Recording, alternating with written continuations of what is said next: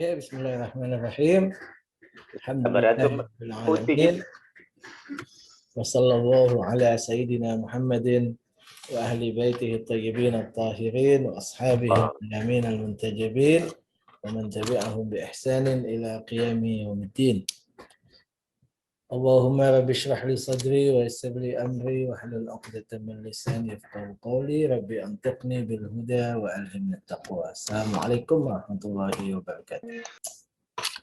Pembahasan kita masih di seputar ta'arud, masih di seputar pertentangan antara dua dalil yang sebelumnya kita sebutkan pertentangan dua dalil lafzi dalam artian dalil muhrizah dari katakan ayat Quran dengan satu dengan yang lain atau satu dengan hadis ataupun juga antara dua hadis. Kita akan lanjutkan kepada ta'arud yang lain, yaitu antara dalil lafzi dengan dalil yang lain. Bisa saja dalil lafzi dengan dalil akli misalnya, atau kedua-duanya bukan dalil lafzi seperti kedua-duanya katakan dalil kedua-duanya bukan dalil lafzi tapi dalil ghairu lafzi ya. Seperti misalnya akli misalnya ataupun yang lain yang kita akan coba sebut nanti ya. Wa halatut ta'arudi baina dalilin lafzi wa dalilin min naw'in akhar أو دليلين من غير الأدلة اللفظية لها قواعد أيضا نشير إليها ضمن النقاط التالية. Ada kondisi-kondisi ta'arud, pertentangan, perlawanan antara dalil lafzi dengan dalil bentuk yang lain dari selain dalil lafzi, atau kedua-duanya yang tidak termasuk kepada dalil lafzi, dia memiliki qawaid, beberapa kaidah, beberapa teori penyelesaian yang nanti kita akan sebutkan pada poin-poin di bawah ini. Yang pertama, ad-dalilul lafzi al-qat'i la yumkinu an yu'aridahu dalilun aqliyun qat'iyyun. Yang pertama, kata beliau bahwa dalil lafzi yang qat'i itu tidak mungkin akan bertentangan dengan dalil akli yang qat'i. Kenapa? Lianna dalilan min hadzal qabil, karena dalil seperti ini, yakni dalil lafzi qat'i dan bertentangan dengan dalil akli qat'i, itu idza arada nassan sarihan minal ma'sumi alaihi salam adda dzalika ila takdzibil ma'sum wa takhti'atihi wa huwa mustahilun. Karena jika ada dalil yang lafzi qat'i bertentangan dengan dalil akli, maka itu artinya menyebabkan kita penyimpulan kita, kesimpulan kita adalah menyebabkan keyakinan akan bisanya seorang maksum untuk berbohong atau seorang maksum adalah salah. Adda ila takdzibil maksum, menyebabkan, meniscayakan untuk membohongkan al-imamul maksum atau kita menganggapnya sebagai salah, wa huwa mustahil, dan itu adalah mustahil.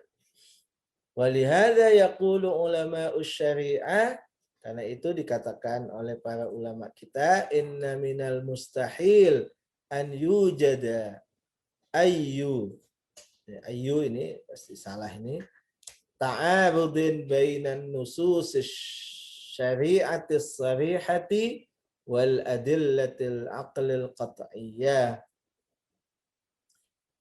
Mustahil akan kita dapati adanya pertentangan antara nas syariah yang sharih dengan dalil-dalil akli yang juga qat'i. Wa hadhihi al-haqiqatu la tufriduha al-aqidatu fahasbu. Dan kenyataan seperti ini tidaklah hanya diniscayakan atau tidaklah hanya diwajibkan atau diharuskan untuk kita menolaknya karena akidah kita saja, ya. Bukan hanya karena katakan masalah akidah yang memang mengharuskan begitu. Bal yubarhinu alaiha al-istiqra'u fi an-nusus asy-syar'iyyati wa dirasatil muqtayat al-qat'iyyati lil kitabi was sunnah. Tetapi istiqra, yakni penelitian terhadap berbagai nas syar'i dan mempelajari apa yang didapatkan daripada hal yang qat'i dari Alkitab was sunnah, itu membuktikan hal itu. Membuktikan bahwa tidak ada nas, baik hadis ataupun ayat Al-Quran, yang bertentangan dengan kaidah ataupun bertentangan dengan hal dalil qat'i aqli. Fa innaha jami'an tattafiqu ma'al aqal, karena semua apa yang bisa kita dapatkan dari Alkitab dan As-Sunnah itu bersesuaian, harmonis dengan akal, wala yujadu fiha ma yata'aradu, dan tidak ada yang bertentangan ma'a ahkamil aqlil qat'iyyati itlaqan, dengan hukum akal yang qat'i. Di sini perlu pada qat'i ya. Karena itu pada katakan hadis yang misalnya bertentangan dengan misalnya kesehatan, misalnya ya, apa yang dipahami oleh ahli kesehatan hari ini katakan bertentangan dengan hadis tersebut, maka tentu ini pada kedua-duanya perlu dipastikan keqat'iyannya. Karena bisa saja bahwa hadisnya tidak qat'i, ya, tidak qat'iyul wurud. Kemudian bisa saja penelitian tentang kesehatannya itu yang tidak qat'i, masih mungkin untuk ada penelitian-penelitian lanjutan. Apalagi juga mungkin untuk misalnya ada penelitian tentang keqat'iyan dalam makna hadis tersebut, kalau kemudian dihubungkan dengan kondisi kehidupan di zaman itu dengan zaman sekarang. Misalnya saya ditanya tentang ada hadis yang mengatakan kurang lebihnya itu bahwa sesuatu yang jatuh misalnya itu tetap harus dimakan. Hadisnya kurang lebih bunyinya begitu ya, bahwa Nabi misalnya melarang sesuatu yang jatuh ke tanah kemudian tidak diambil lagi, tidak kemudian dimakan tapi dibuang misalnya. Satu yang jatuh ke meja, ke tanah dan seterusnya. Nah, itu kan tentu kalau kita mau bilang dengan teori kesehatan, maka tentu bertentangan. Saya menjawabnya sih bahwa kebetulan ada orang tanya begitu tentang bagaimana memaknai hadis begini, saya bilang ulama kita tidak melakukan. Pertama, saya lihat sendiri misalnya orang ulama yang buah jatuh ya dia tidak mau lagi makan, kan? Artinya mungkin hadis itu yang bermasalah dari sisi sanad misalnya. Kalaupun dari sisi sanad benar, ya, maka juga saya kira masih memungkinkan untuk kemudian dipahami secara mendetail bahwa kondisi saat itu dengan sekarang sangat-sangat jauh.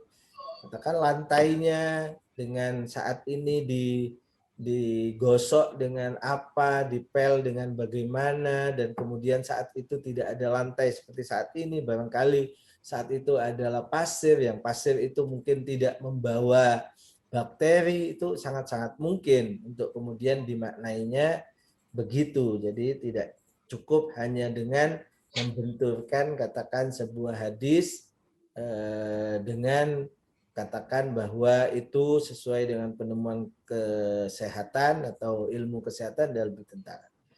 Katakan dalam hadis ada yang menyebut bahwa sisa daripada minuman, katakan minuman misalnya seperti minuman yang diminum oleh seperti misalnya kucing atau yang lain, bagaimana itu? Dalam hadis ada disebutkan bahwa misalnya kalau tidak salah hadisnya dari Imam Ali bin Abi Thalib alaihi salam yang menyatakan bahwa aku malu kepada Tuhan untuk kemudian membuang ya, air atau sisa air yang diminum oleh kucing, kalau tidak salah begitu hadisnya. Iya, misalnya ada hadis yang mengatakan bahwa warada fi sahihati Zurarah an Abi Abdullah alaihi salam. Hadis diriwayatkan ini sahih dalam Sahih Zurarah dari Imam Ja'far Shadiq alaihi salam fi kitab Ali alaihi salam, ada catatan dari hadis-hadis yang dinukil dari Imam Ali bin Abi Thalib alaihi salam, annal hirra sab'un wala ba'sa bisu'rihi. Kucing itu termasuk binatang yang buas tetapi tidak apa-apa sisa air minumnya. Wa inni la astahi minallahi an ada'a ta'aman li'annal hirra akala minhu. Dan aku malu kepada Allah untuk meninggalkan makanan yang kucing memakannya, gitu ya. Ini hadis dengan kesehatan saat ini tentu bertentangan. Tapi kemungkinannya adalah kalau kita betul meyakini pada kesahihan hadisnya, setelah diteliti kesahihan hadisnya, bisa saja bahwa pemaknaannya pada lebih luas di kondisi yang berbeda. Misalnya kucing saat itu makan apa misalnya. Dengan kucing kita saat ini makan apa. Sehingga bisa saja kemudian hasilnya akan berbeda. Bahkan begitu juga ketika kemudian kita hubungkan dengan kondisi tertentu. Katakan su'rul mu'min, itu yang masyhur itu ya, bahwa sisa minuman seorang mukmin itu syifa, itu adalah obat.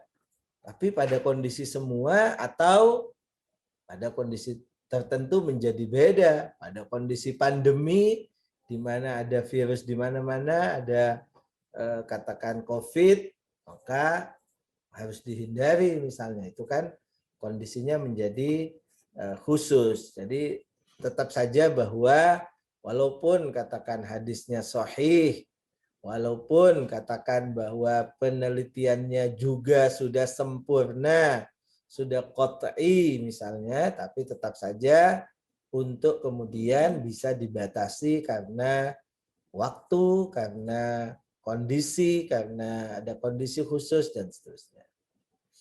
Yang kedua, idza wujida ta'arudun baina dalilin lafdhiyyin wa dalilin akhar laisa lafdhiyan wala qat'iyan.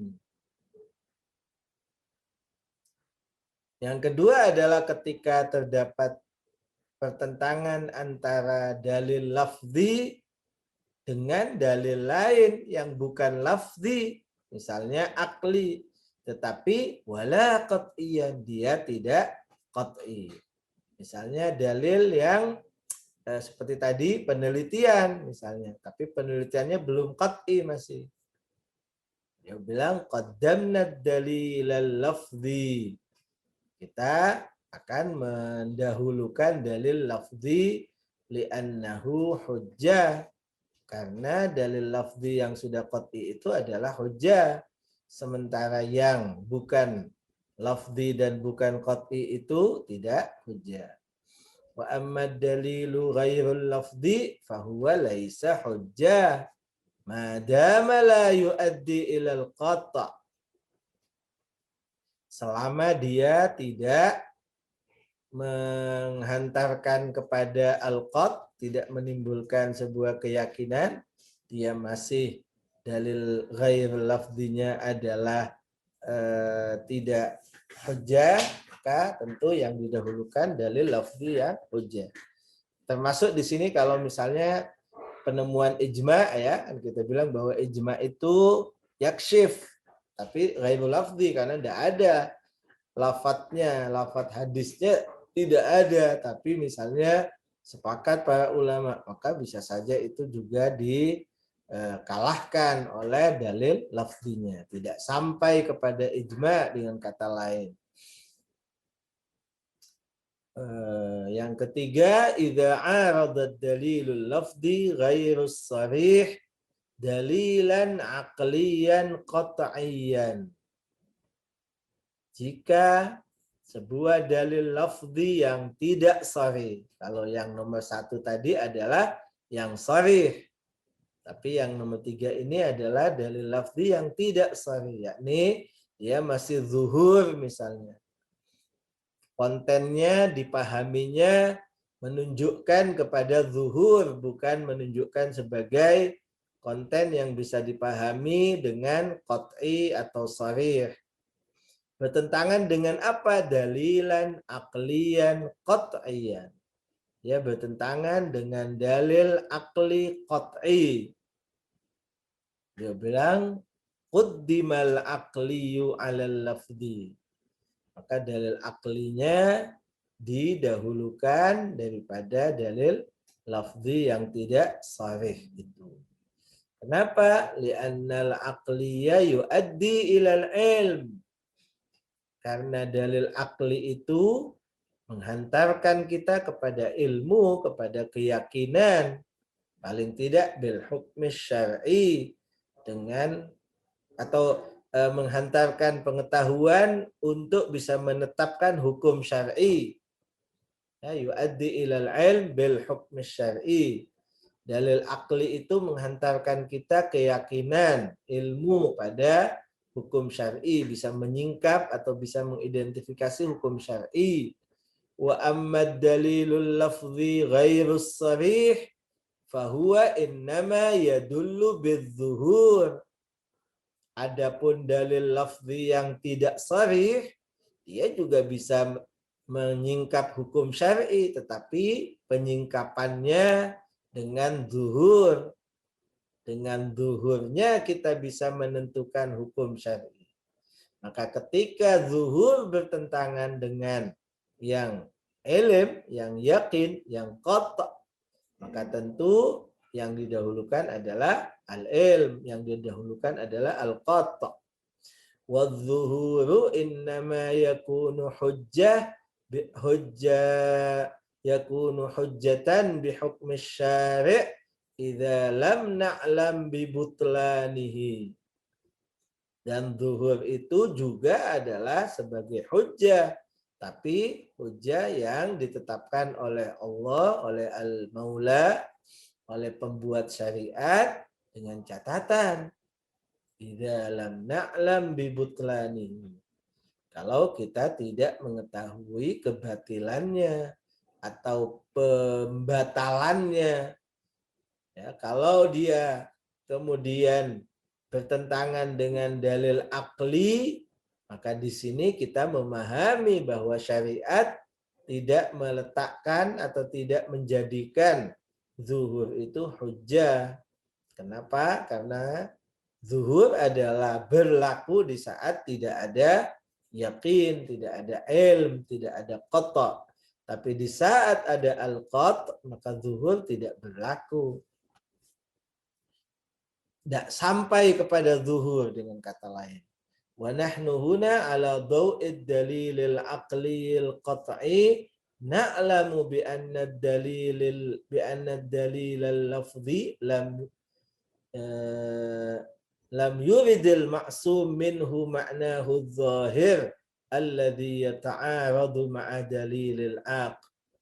Karena kita di sini sesuai dengan dalil qat'i itu, dalil akli yang qat'i itu, kita mengetahui bahwa dalil lafzi itu yang memang datang dari seorang maksum misalnya, maka zuhurnya bukan begitu yang diinginkan oleh al-maksum. Pasti zuhur yang lain. Karena kalau zuhur itu yang diinginkan oleh al-maksum, maka itu bertentangan dengan akal seperti di atas. Tidak mungkin bahwa kita meyakini al-maksum menentang hukum akli yang sudah pasti. Maka berarti mungkin ada zuhur lain. Maka zuhur yang seperti ini paling tidak kita nafikan. Bukan itu yang diinginkan. Ya, kita katakan sebelumnya bahwa zuhur itu artinya sebuah kata yang di situ mungkin punya beberapa makna, tapi ini makna yang paling kuat. Tapi ketika bertentangan, ketika bertabrakan dengan sesuatu yang sudah pasti, maka yang masih kemungkinan ini tentu menjadi gugur. Bukan itu yang berarti dimaksudkan, sesuatu yang lain. Na'lam bi anna dalilal lafzi lam yuridil maksum minhu. Ya, kita tahu dengan dalil lafzi itu bahwa itu tidak diinginkan oleh al-maksum makna zahir, makna yang memang nampak bagi kita pahami alladzi yata'aradu ma'a dalilil aql, yang bertentangan dengan dalil akli. Fala majala lil akhdhi bizuhur, maka tidak ada kesempatan, tidak ada celah, ya, tidak sampai urutannya masih di atas pada yakin, itu yang diambil. Sementara ketika tidak ada yakin baru turun kepada makna zuhurnya.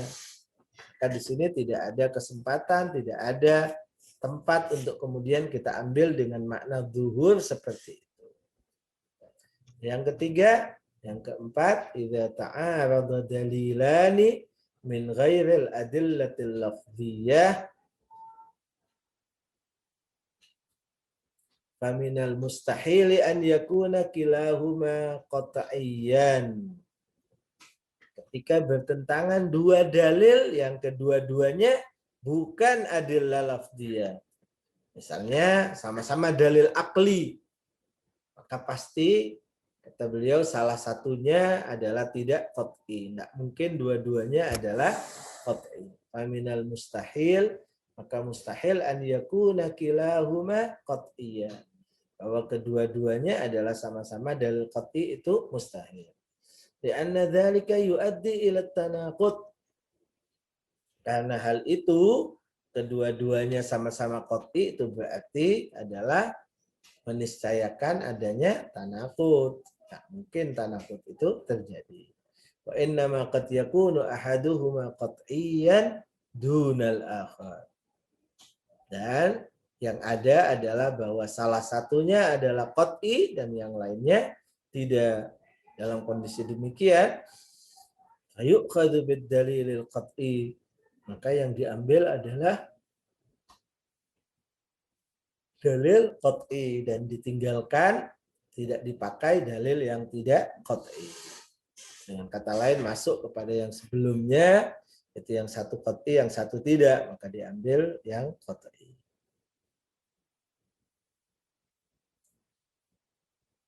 Itu tadi semua adalah pertentangan antara dalil, antara dua dalil. Ini dalil muhrizah, yang satu bisa saja dalil lafzi, yang satunya bukan. Atau kedua-duanya sama-sama bukan dalil lafzi. Jadi ada 3 jenis, sama-sama dalil lafzi. Yang kedua adalah dalil lafzi dengan selain dalil lafzi seperti akli, ataupun kedua-duanya bukan dalil lafzi.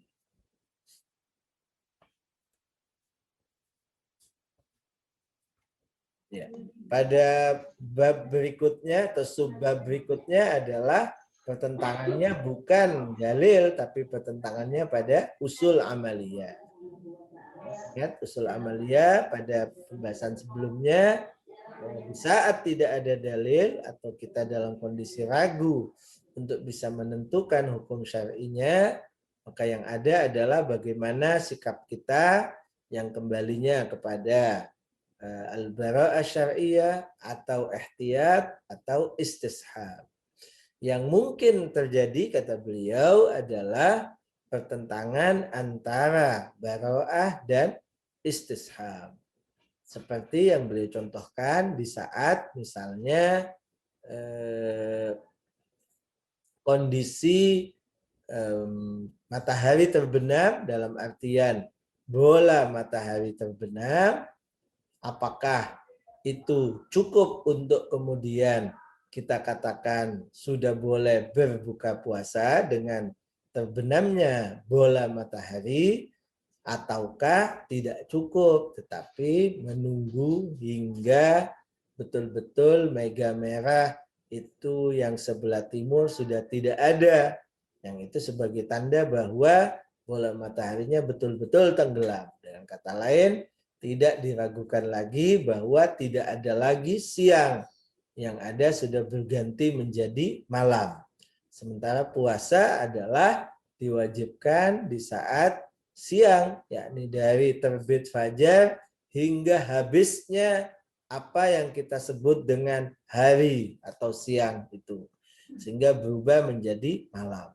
Untuk berubah menjadi malam itu apa tandanya? Apakah cukup dengan bola matahari itu tenggelam walaupun semua langit masih dalam keadaan terang, ataukah diharuskan adanya perubahan pada langitnya juga dari terang menjadi gelap, ya, sehingga matahari betul-betul sudah tenggelam dengan naiknya mega merah yang ada di sebelah timur.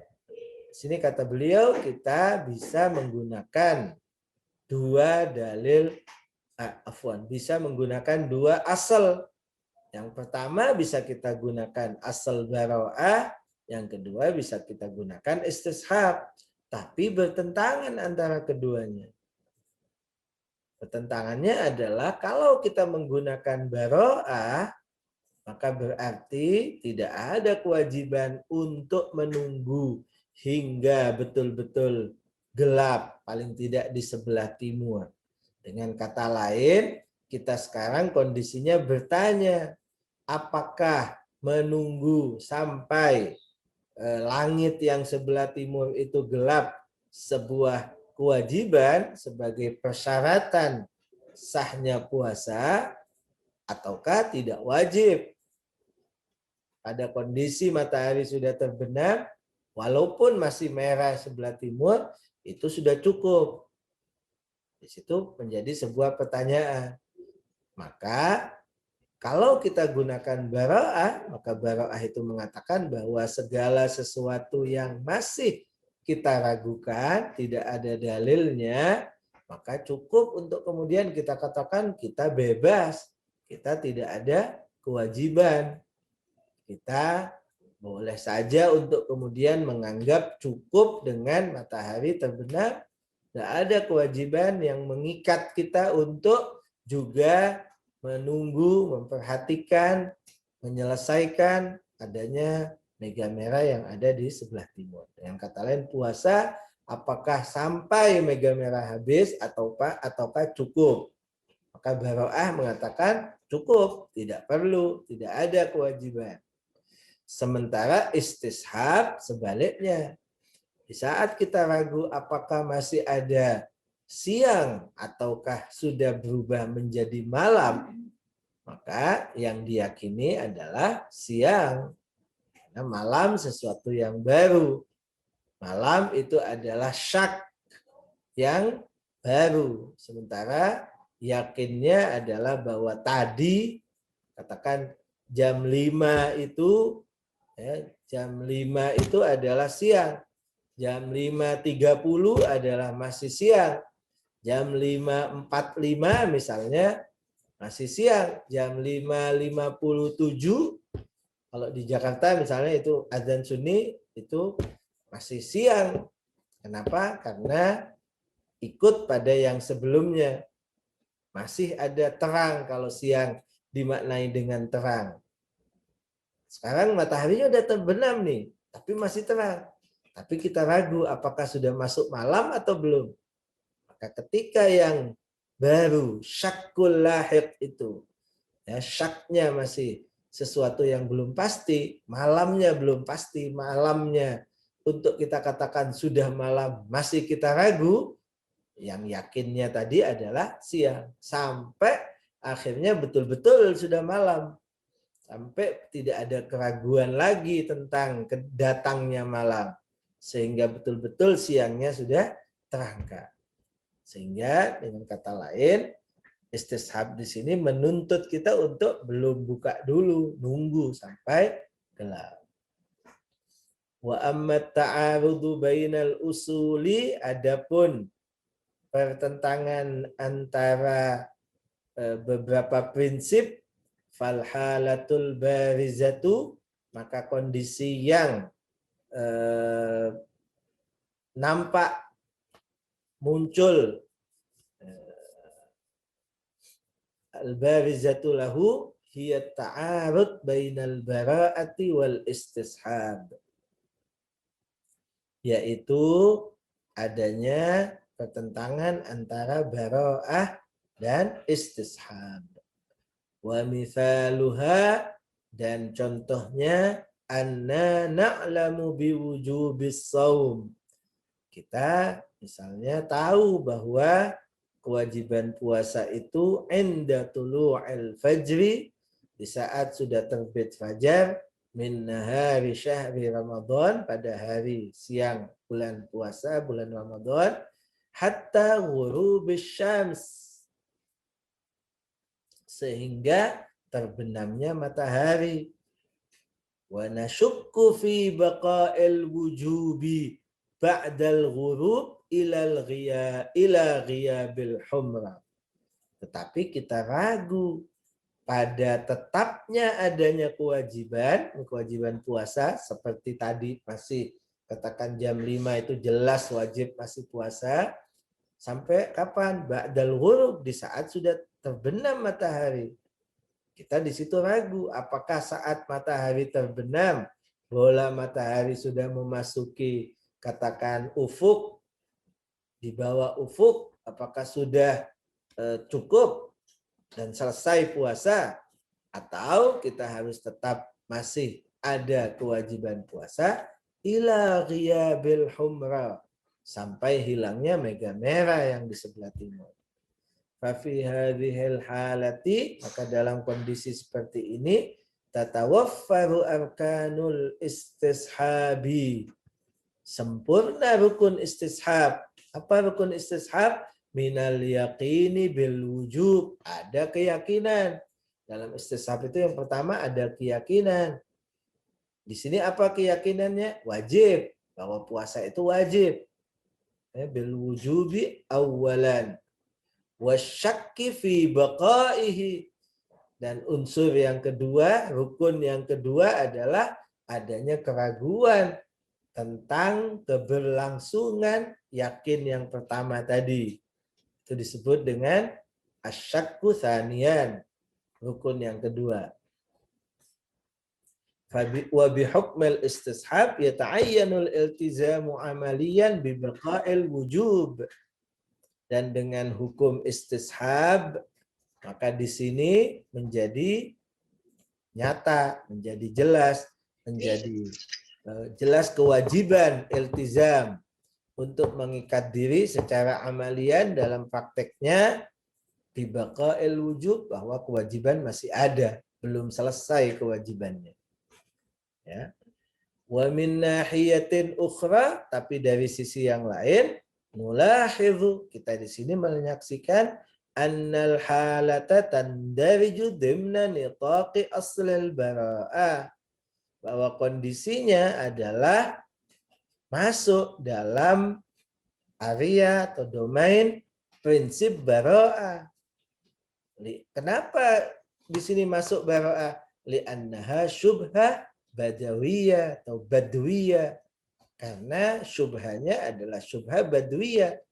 Kita untuk membedakan antara bahwa di sini masuk bara'ah atau ihtiyat, yaitu bahwa kalau syubhanya badwiyah, maka bara'ah. Tapi kalau syubhanya tidak badui, tapi ada ilm ijmali, maka dia di situ wajib untuk ihtiyat. Dan di sini tidak ada ilm ijmali, yang ada adalah syubhah badwiyah. Kita ragu apakah masih ada maghrib atau tidak ada maghrib. Tidak ada dua kondisi bahwa salah satunya, tidak ada. Sehingga kemudian kita katakan ilm ijmali. Syubhah badwiyah fit taklif, keraguan pada taklif. Dan syubhahnya syubhah badwi, artinya syubhah tunggal, tidak ada syubhah dua yang kemudian dibarengin dengan ilm ijmali. Kita ragu apakah wajib bagi kita tetap berpuasa, melanjutkan puasa kita hingga mega merah hilang, ataukah sudah tidak wajib lagi, cukup dengan matahari terbenam. Ghairi muqtarinatin li'annahu syubhatun badwiyatun ghairu muqtarinatin bil ilmil ijmali. Dia adalah syubhah yang tidak dibarengin, tidak bersama dengan ilmu ijmali. Terus kalau kita pakai asal bara'ah, apa konsekuensinya? Wa aslul bara'ati yanfi wujubal ihtiyati. Dan prinsip bara'ah itu adalah menegasikan kewajiban ihtiyat, bahwa harus nunggu. Wa yarfa' annal wujuba amaliyan, dan mengangkat kewajiban bagi kita. Tidak ada kewajiban untuk nunggu. Fabi ayyil aslaini na'khudhu. Pertanyaannya, kita mau menggunakan asal yang mana? Apakah kita akan menggunakan asal bara'ah, prinsip bara'ah, sehingga berarti tidak ada kewajiban untuk menunda 15 menit, ataukah kita harus menggunakan istishab? Karena dengan istishab berarti ada kewajiban bagi kita untuk menunggu sampai betul-betul hilang keraguan kita dan kembali kepada keyakinan sebelumnya sebelum hilang keraguan itu. Prinsipnya beliau nanti akan jawab bahwa yang ada adalah kewajibannya adalah kewajiban mengambil kepada istishab dengan alasan bahwa kapan syubhah badui itu berlaku, kapan bara'ah syariah itu berlaku, yaitu di saat kita dalam kondisi tidak tahu, dalam kondisi mala ya'lamun. Ingat dalilnya bara'ah syariah itu adalah ayat Quran atau hadis Nabi, rufi'a ma la ya'lamun, rufi'a an ummati ma la ya'lamun, bahwa diangkat, tidak dianggap dosa, bukan sebuah kewajiban, apa-apa yang tidak diketahui. Sementara dengan adanya keyakinan bahwa tadinya adalah masih kewajiban, ya, maka itu ada ilmu di situ, bukan tidak ada, tapi ada ilmu. Karena itu beliau katakan harus mendahulukan istishab. Bara'ah di sini tidak berfungsi karena objeknya bara'ah itu adalah berlaku di saat kita dalam kondisi tidak tahu, dalam kondisi tidak punya ilmu. Sementara kita masih punya ilmu, walaupun ilmunya adalah as-sabiq, ilmu yang sebelumnya, kondisi sebelumnya. yang terus boleh jadi memanjang sampai masih ada katakan kewajiban di saat matahari sudah terbenam dan belum hilang humrah masyriqiyahnya.